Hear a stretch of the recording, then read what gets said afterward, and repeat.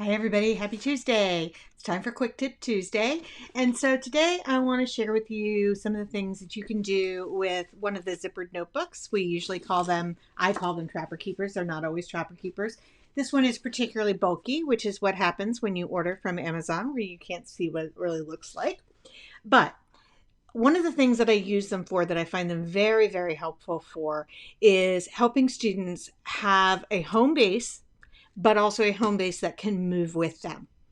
And so this could be helpful if you have students that are working at home, students who are working at school but moving to different parts of the classroom or different parts of the school.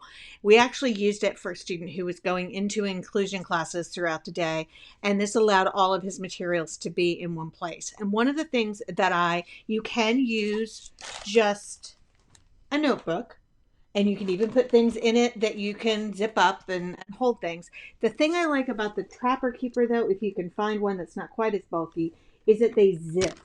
And so by zipping it up, I keep everything in it and things don't get lost. So I thought I'd just take you on a brief tour. Here you can see he's got two things on his schedule, which is my second tip of Quick Tip Tuesday. Some of our students can't handle the whole day, and so they do better if we just give them hot glue. You need hot glue.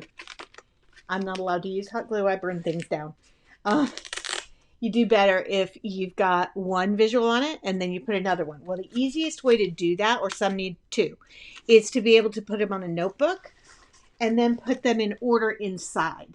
And that way you have them for easy access to put them so that you can switch them out. So I have had students that couldn't handle a full day schedule or even a part day schedule. They needed one or two visuals. So I've used notebooks and Trapper Keepers for that. In addition, you can see in here we've got his timer. So we always have a timer no matter where we go. We've got some response cards. So he always has response cards with him so he can participate in class for every answer. We have stored any extra visuals in here. This one is so bulky because it's got a whole filing cabinet in it. And I've got his token board in here. And so I also might include his, and on some Trapper Keepers, you don't have all this net and mesh. And so if you do that, I actually would put it right here. I have a picture of that somewhere. And then the extra tokens are in this bag. And that way, no matter where we go, the other thing I like about Trapper Keepers is they have a shoulder strap. So he carries it with him, or whoever's with him carries it with him, depending on the student's skills. And that allows him to have all the supports that he needs where he goes. And I've just found them really, really helpful for that reason. I've also put data sheets in the center part of the 3 rings. So in this section, we've also sometimes put the student's data sheets so that no matter where he goes, his data goes with him.